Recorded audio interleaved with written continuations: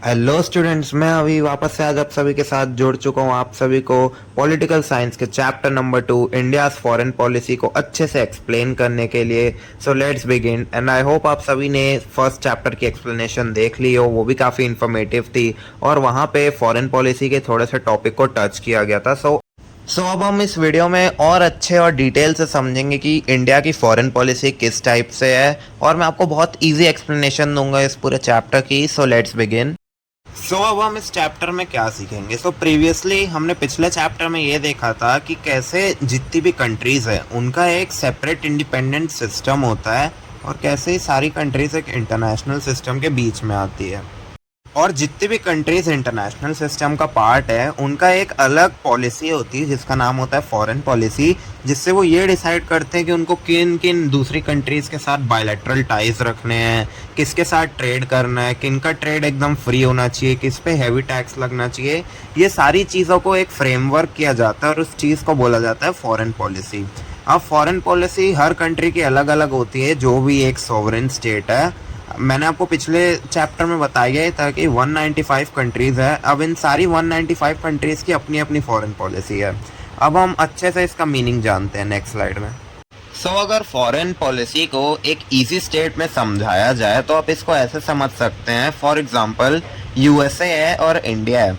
अब यूएसए ने इंडिया के लिए और जितनी भी उसकी एलाइज है और उनके एनिमीज़ हैं उनके लिए एक फॉरेन पॉलिसी सेटअप करके रखी है कि उनका ट्रेड कैसा होगा, उनके बीच के जितनी भी एमएनसीज है यानी कि मल्टीनेशनल कंपनीज, उनके बीच के क्या बैरियर्स होंगे, ग्लोबलाइजेशन होगा उनके बीच में and stuff like that. So basically foreign policy यही इंडिकेट करती है कि एक सेपरेट एंड सॉवरेन नेशन दूसरे नेशंस के साथ अपनी सफिशिएंसी एंड अपनी डिपेंडेंसी शेयर करने के लिए क्या क्या करना चाह रहा है, उनके बीच का ट्रेड कैसा होगा, उनके बीच में बिजनेस कैसा होगा एंड उनके बीच में मल्टीनेशनल कंपनीज कम्युनिकेट कैसे करेंगी।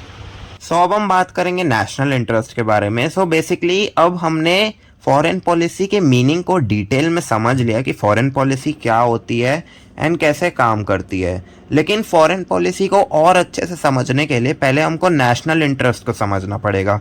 अब नेशनल इंटरेस्ट क्या होता है? नेशनल इंटरेस्ट वो सारी चीज़ें होती हैं जो कि फॉरेन पॉलिसी को इंडिकेट करती है। जैसे कि आप फॉरेन पॉलिसी बिना नेशनल इंटरेस्ट के नहीं डिज़ाइन कर सकते एंड ये दोनों चीज़ें एक दूसरे से काफ़ी ज़्यादा सिग्निफिकेंटली कनेक्टेड है इन दोनों के बिना एक चीज़ अच्छे से काम नहीं कर सकती। अब नेशनल इंटरेस्ट ये वर्ड से हम क्या समझ सकते हैं? बेसिकली नेशनल इंटरेस्ट एक ऐसी चीज होती है जो कि एक कंट्री को, चाहे वो डेवलपिंग हो या वो डेवलप्ड हो, आगे बढ़ने में हेल्प करती है। नेशनल इंटरेस्ट कुछ कुछ ऐसी चीजें जताती है कि इस कंट्री में हमें और ज्यादा स्ट्रेंथन करनी चाहिए। जैसे कि फॉर एग्जाम्पल हमारा डिफेंस हो गया, हमारी मिलिट्री हो गई एंड मोस्ट इम्पॉर्टेंटली हमारी इकोनॉमिक सर्विसेज हो गई। अब नेशनल इंटरेस्ट इन सारी चीज़ों को सेफगार्ड करने में बहुत ज़्यादा हेल्प करता है हमारी। एंड अगर हम हमारे नेशनल इंटरेस्ट को या फिर कोई भी कंट्री अपने नेशनल इंटरेस्ट को अच्छे से नर्चर करती है उनकी डेवलपमेंट का जो प्रोसेस होता है वो बहुत ज़्यादा फास्टन अप हो जाता है एज उनके मेन दो पीरियड्स यानी कि डिफेंस एंड इकोनॉमिक डेवलपमेंट बहुत ज़्यादा बूस्टअप हो जाती है। एंड अब हमारे नेशनल इंटरेस्ट के भी कुछ कुछ फैक्टर्स हैं जो हमें दिए गए हैं। अब हमारा सबसे पहला फैक्टर एंड सबसे इम्पोर्टेंट फैक्टर दिया गया है डिफेंस। अब डिफेंस किसी भी कंट्री के मोस्ट हाईएस्ट लेवल का नेशनल इंटरेस्ट होता है, क्योंकि एज हमारी मिलिट्री या डिफेंस हो गया किसी भी कंट्री की, ये उनकी डेवलपमेंट को दिखाता है कि अगर टेक्निकली उनके ऊपर कभी भी वर्ल्ड वॉर 1 या वर्ल्ड वॉर 2 जैसी चीज़ें वापस से होती है जो कि नहीं होनी चाहिए, वो अपने आप को प्रोटेक्ट कैसे कर सकते हैं एंड किस हद तक उनकी मिलिट्री स्ट्रेंथन अप हो चुकी है।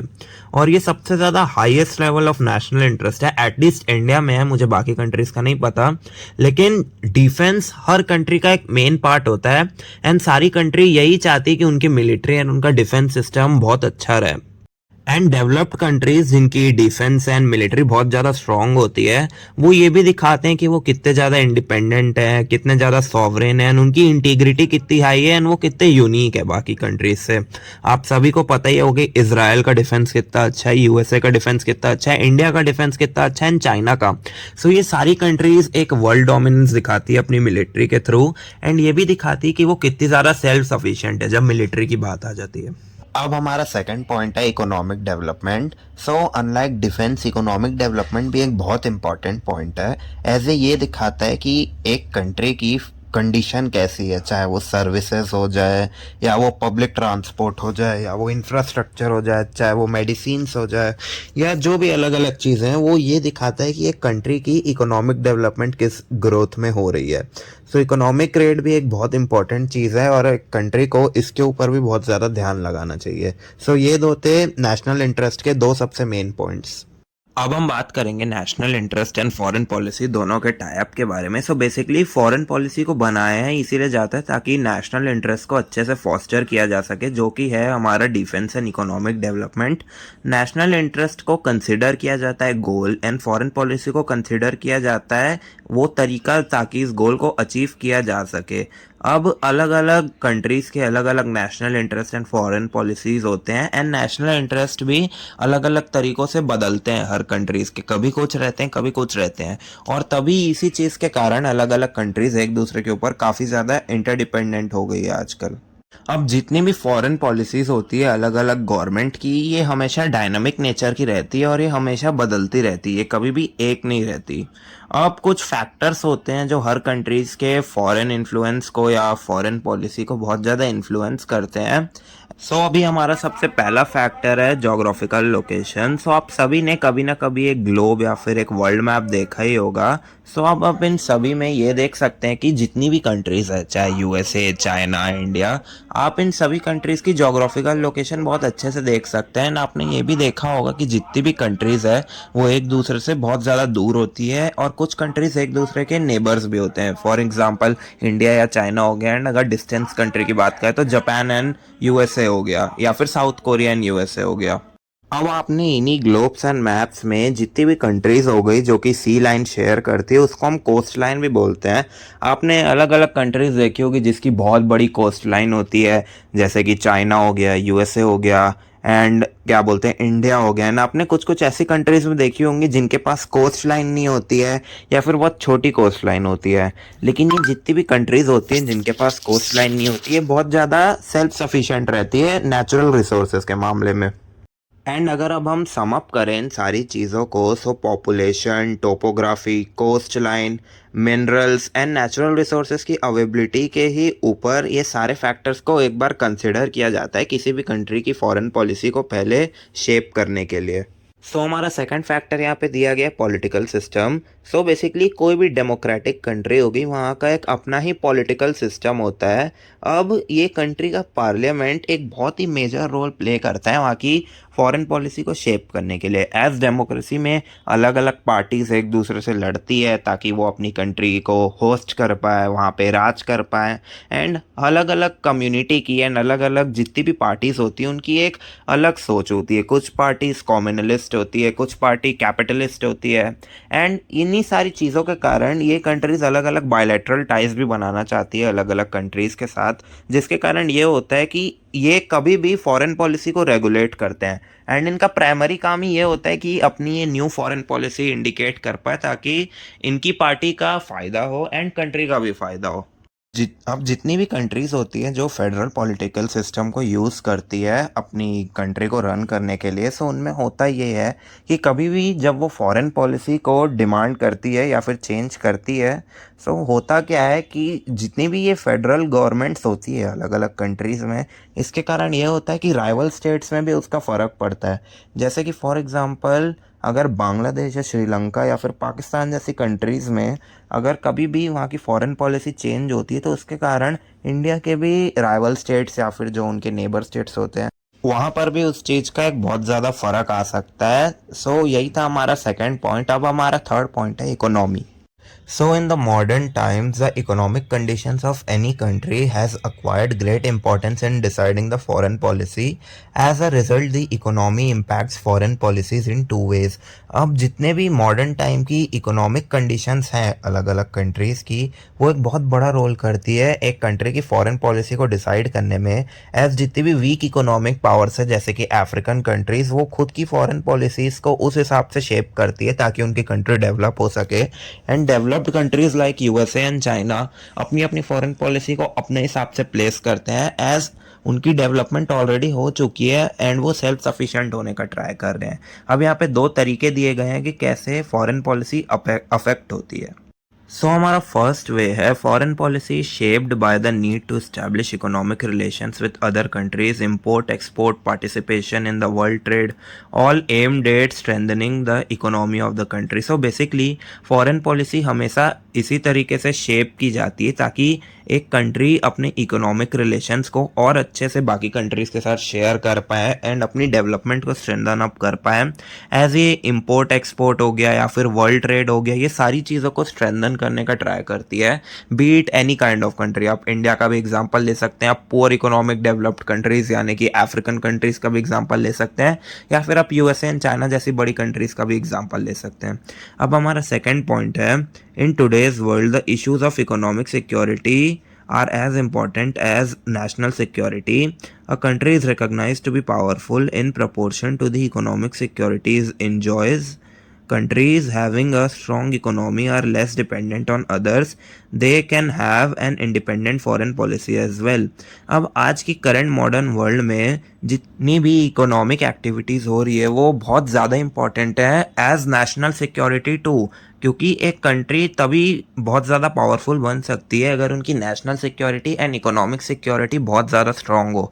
अगर आपकी कंट्री की इकोनॉमी स्ट्रांग हो तो आप सेल्फ सफिशिएंट बन सकते हैं एंड सेल्फ रिलायंस को भी इंजॉय कर सकते हैं। आपको बाकी कंट्रीज़ के ऊपर डिपेंडेंट नहीं रहना पड़ता सारे रिसोर्सेज के लिए, एज आपकी कंट्री इनफ है अपनी सेल्फ सफिशिएंसी की नीड्स को अच्छी तरीके से मीट करने के लिए। सो ये भी एक फैक्टर है जो economic policy and foreign policy को बहुत ज़्यादा इन्फ्लुएंस करता है चेंज करने के लिए।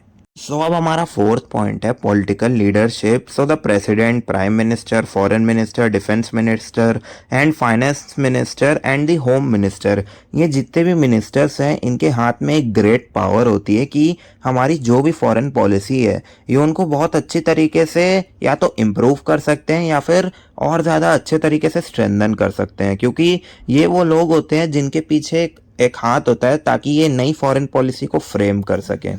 एंड इसका बहुत अच्छा एग्जाम्पल हमें पिछले चैप्टर में दिखाया गया था कि जब मैंने आप सभी को नॉन अलाइनमेंट एक्सप्लेन किया था तो आप सभी ने देखा ही होगा कि कैसे नेहरू जी ने एक स्टैंड लिया था बाकी कंट्रीज के साथ कि वो कोल्ड वॉर में अपने आप को इन्वॉल्व नहीं करेंगे ताकि उनकी इकोनॉमिक ग्रोथ रुके ना उस चीज़ के कारण। एंड हमारे 1999 के टाइम के प्राइम मिनिस्टर अटल बिहारी वाजपेयी जी का भी एक बहुत बड़ा डील था, क्योंकि उन्होंने सीनो इंडियन रिलेशंस को बहुत ज़्यादा बिल्ड कर दिया था। आप चाहे चाइना का एग्जाम्पल ले सकते हैं या पाकिस्तान का भी एग्जाम्पल ले सकते हैं। उनका यही मानना था कि नेबर्स के साथ हमारा नेशन हमेशा अच्छे तरीके से एक रिलेशन को बिल्ड करके रखे। सो अब हमारा फिफ्थ एंड आखिरी पॉइंट है एडमिनिस्ट्रेटिव फैक्टर्स। सो एक बार मैं इसको रीड कर लेता हूँ। Ministry of external affairs, foreign secretary, embassies in different countries, diplomatic officers etcetera are the administrative factors involved in creating the foreign policy. अब जितने भी मैंने आप सभी को अभी एक्सप्लेन किया था ऊपर वाले पॉइंट में कि जितने भी मिनिस्टर्स होते हैं जैसे कि prime minister, president, defence minister, foreign minister and finance minister, इन सभी का एक रोल होता है फॉरेन पॉलिसी को स्ट्रेंथन करने का। लेकिन हमारे एडमिनिस्ट्रेटिव फैक्टर जो होते हैं specially internal and external affairs के जो मिनिस्टर्स हो गए, जैसे कि करंटली उनका नाम है एस जयशंकर एंड हमारे प्राइम मिनिस्टर, यही दो सबसे ज़्यादा बड़ा रोल प्ले करते हैं हमारी करंट फॉरेन पॉलिसी को फ्रेम करने में। और जितने भी डिप्लोमेटिक ऑफिसर्स होते हैं अलग अलग कंट्रीज़ के जो अपनी एम्बेसीज सेटअप करके रखते हैं, ये भी एक बहुत बड़ा रोल करते हैं फॉरेन पॉलिसी को चेंज करने में। अब जितने भी डिसीजंस होते हैं फॉरेन पॉलिसी को वो मेनली या तो एक्सटर्नल अफेयर्स के मिनिस्टर्स के द्वारा लिए जाते हैं या फिर हमारे प्राइम मिनिस्टर के टाइम पे लिए जाते हैं। ये सिर्फ इंडिया में होता है, नहीं तो बाहर ये सारी चीज़ें प्रेसिडेंट एंड एक्सटर्नल अफेयर्स के मिनिस्टर के साथ होते हैं। बस इंडिया में प्राइम मिनिस्टर के साथ किया जाता है, इंडिया एंड पाकिस्तान जैसी कंट्रीज़ में जहाँ पे प्राइम मिनिस्टर का पद थोड़ा ज़्यादा ऊँचा होता है।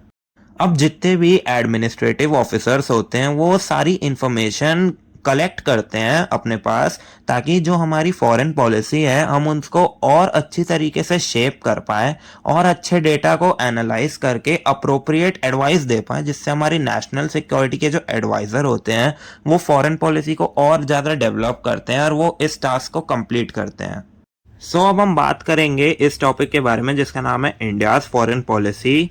After taking this preliminary information about foreign policy, हमने जितनी भी इंफॉर्मेशन अभी तक गैदर कर ली कि फॉरेन पॉलिसी क्या होता है, नेशनल इंटरेस्ट क्या होता है, अब हमारा टाइम आ चुका है कि हम इंडिया की फॉरेन पॉलिसी को अच्छे से डिटेल में समझे। जब इंडिया को 1947 में इंडिपेंडेंस मिला था, उसके बाद हमने अपनी फॉरेन पॉलिसी को इंडिपेंडेंट धीरे धीरे शेप करना शुरू कर दिया था। नेहरू जी ने भी ये काम किया एंड अपकमिंग प्राइम मिनिस्टर्स जितने भी थे उन्होंने भी ये काम किया। अब आर्टिकल 51 में जो स्टेट पॉलिसी के डायरेक्टिव प्रिंसिपल्स से उन्होंने बहुत सारी गाइडलाइंस लेट डाउन की कि हम कैसे अपनी फॉरेन पॉलिसी को और ज़्यादा शेप अप कर सकते हैं और ज़्यादा डेवलप कर सकते हैं। आर्टिकल 51 में उन्होंने कुछ प्रिंसिपल्स दिए जिससे एक ब्रॉड फ्रेमवर्क इस्टेब्लिश हो पाए एंड हमारी फॉरेन पॉलिसी और ज़्यादा डेवलप होए। अब according to it, India should give priority to the safeguard international peace. जैसे हमने पिछले चैप्टर में पढ़ा था नॉन अलाइनमेंट एक्ट के बारे में, इंडिया की हमेशा से वैसी ही एक विचार रहे हैं कि हमको जितने भी इंटरनेशनल डिस्प्यूट्स या प्रॉब्लम है उनको पीसफुल मीन्स के थ्रू ही सॉल्व करनी चाहिए, यानी कि गांधी जी वाली सोच। हमें कभी भी वायलेंस की तरफ नहीं जाना चाहिए। एंड इंडिया का हमेशा एक रूल भी है कि नो फर्स्ट यूज। इंडिया कभी भी सामने से वो अटैक नहीं करेगा जब तक अनटिल एंड अनलेस उनके ऊपर अटैक ना हो। एंड हमारी फॉरेन पॉलिसी के मेन ऑब्जेक्टिव्स ये होने चाहिए कि हमको सारी कंट्रीज़ के साथ फ्रेंडली रिलेशंस बना के रखने चाहिए, हमको इंटरनेशनल लॉज की बहुत ज़्यादा रिस्पेक्ट करनी चाहिए। एंड इंडिया की फॉरेन पॉलिसी अभी तक बहुत ज़्यादा डेवलप हो पाई है आर्टिकल 51 के इस फ्रेमवर्क के थ्रू। अब नेक्स्ट स्लाइड में हमें कुछ और ऑब्जेक्टिव्स दिए गए हैं कि इंडिया की फॉरेन पॉलिसी में और क्या क्या चेंजेस आ सकते हैं। हमारा सबसे पहला पॉइंट है, while maintaining friendly relations with neighbouring countries ensure that the defence and security of India is not affected, not to compromise about the geographical boundaries of the nation. अब ये पॉइंट हमको ये एक्सप्लेन करना चाहता है कि हमारी जितनी भी नेबरिंग कंट्रीज हैं और जितनी भी कंट्रीज है through out the world, India को एक अच्छा फ्रेंडली रिलेशन उनके साथ बना के रखना चाहिए, लेकिन कभी भी इंडिया का डिफेंस और सिक्योरिटी कॉम्प्रोमाइज नहीं होना चाहिए इस चीज़ के कारण। And geographical boundaries of the nation को भी हमें हमेशा प्रोटेक्ट करना चाहिए अनटिल एंड अनलेस हमारे ऊपर अटैक ना हो रहा हो। हमारा सेकंड पॉइंट है कि हमें हमेशा हमारी कंट्री के विद इन हमारी यूनिटी एंड इंटीग्रिटी को प्रोटेक्ट रखना चाहिए। हमारा थर्ड पॉइंट है कि हमें हमेशा इंडिया के वो सिटीजन जो दूसरी कंट्री में रह रहे हैं थ्रू आउट द वर्ल्ड, जैसे कि यूएस या यूरोप में, उनकी भी इंटीग्रिटी का हमें अच्छे से ध्यान रखना चाहिए और ये चीज़ हमारी इंडियन एम्बेसीज जो वहाँ पे सिचुएटेड है उनको फुलफिल करना चाहिए।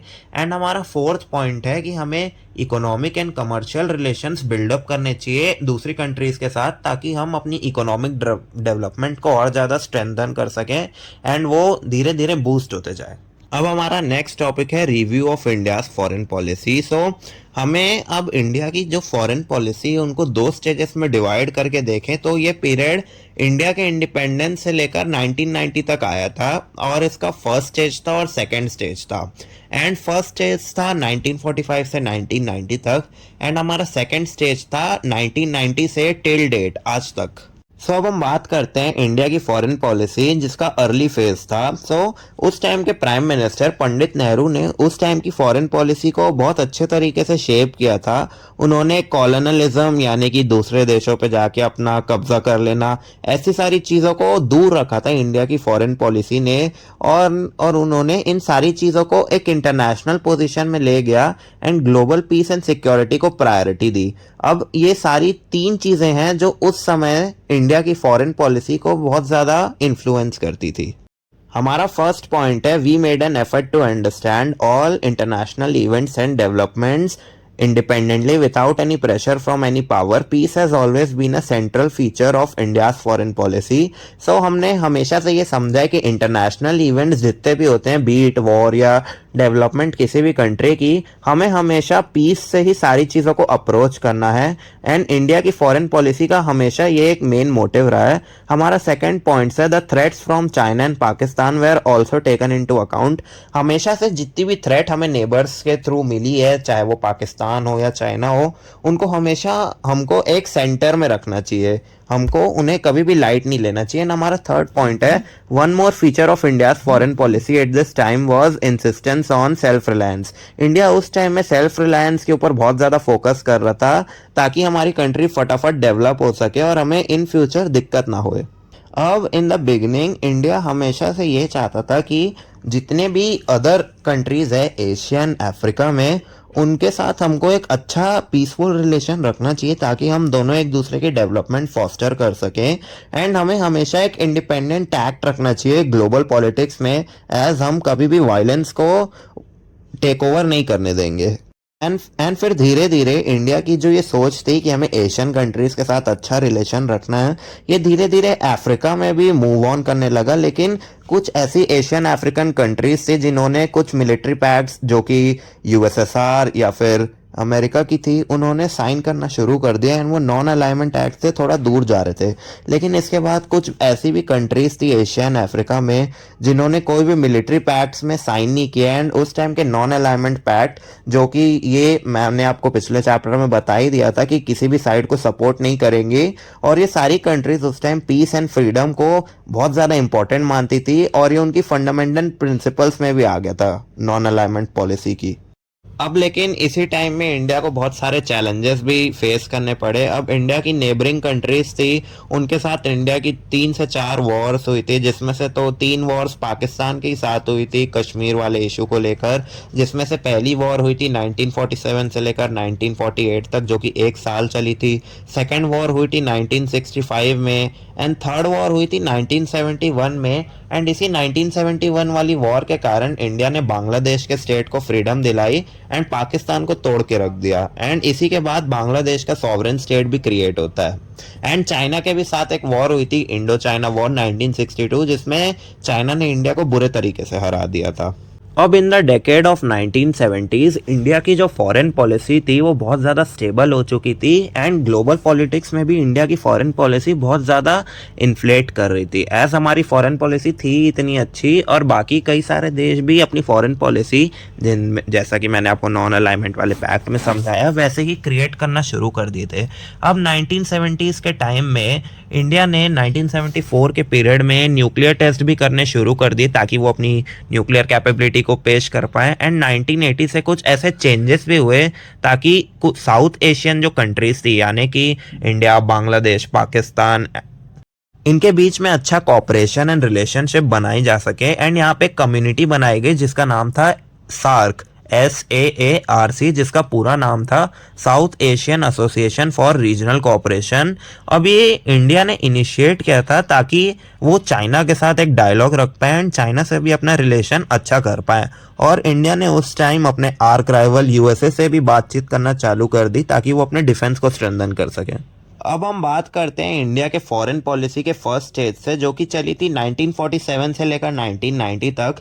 सो हमारा सबसे पहला पॉइंट है, India adopted the policy of non-alignment in the context of the Cold War. As a result, priority was given to maintain friendly relations with all the nations and to talking the help required for development from different countries. Due to the policy of non-alignment, India could get aid from both the superpowers. So basically इस point का मतलब ये है कि India ने non alignment वाली policy को अपना लिया था, जिसका ये मतलब था कि वो दोनों सुपर पावर्स को उस टाइम सपोर्ट ना करके एक न्यूट्रल पॉइंट ऑफ व्यू रखे ताकि सारे ही नेशन से एक फ्रेंडली रिलेशन रह पाए इंडिया का। एंड इससे ये भी हुआ कि यूएसए एंड यूएसएसआर दोनों की फ्रेंडली एड मिल सके इंडिया को, एज दोनों उस टाइम की सबसे बड़ी सुपर पावर्स थी। अब हमारा सेकंड पॉइंट है, there was a lot of stress on improving and strengthening India's defence. The technology required for this was imported from Soviet Russia, France and Germany helped India in this matter. अब उस time India के defence को भी strong करना जरूरी था क्योंकि Pakistan and China के साथ उस टाइम बहुत सारी वॉर्स हो रही थी इंडिया की। इसीलिए इंडिया के डिफेंस टेक्नोलॉजी को और ज्यादा स्ट्रॉन्ग करने के लिए Soviet Russia, France and Germany की टेक्नोलॉजी ने इंडिया का बहुत हेल्प किया।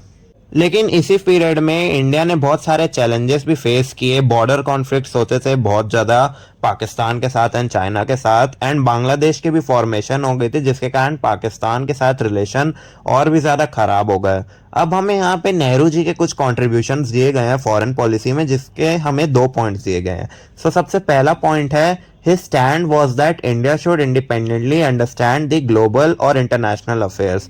इंडिया का एक strong point of view होना चाहिए international politics में एंड वो न्यूट्रल रहेंगे।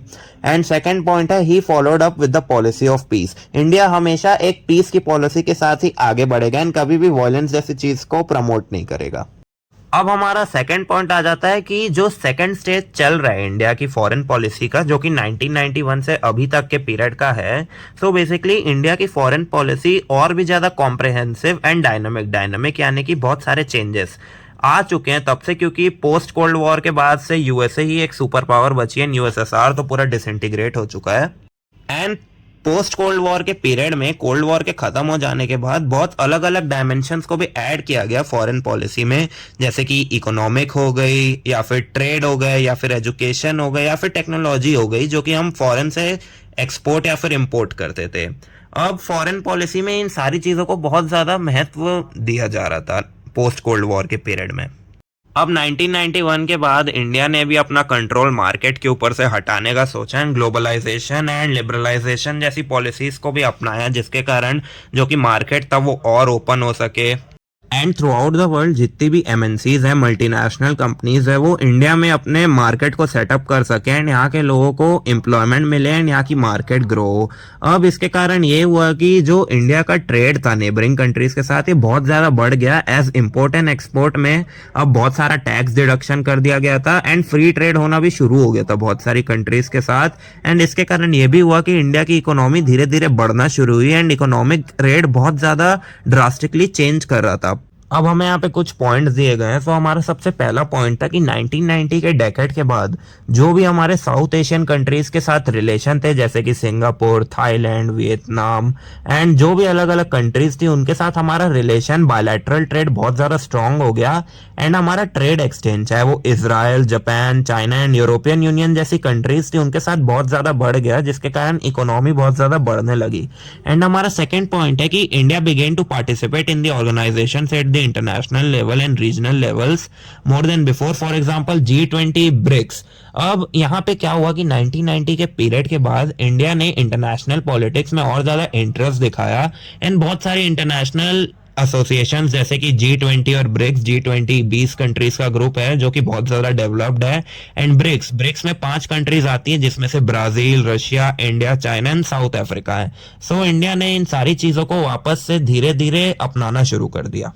अब हमारा थर्ड पॉइंट ये है कि हमारा यूएसए जैसी कंट्रीज के साथ धीरे धीरे म्यूचुअल ट्रस्ट और रिलेशंस बहुत ज़्यादा स्ट्रेंथन होना शुरू हो गए एंड इंडिया का जो स्टेटस था ये धीरे धीरे इंटरनेशनल कम्युनिटी में बढ़ता ही जा रहा था।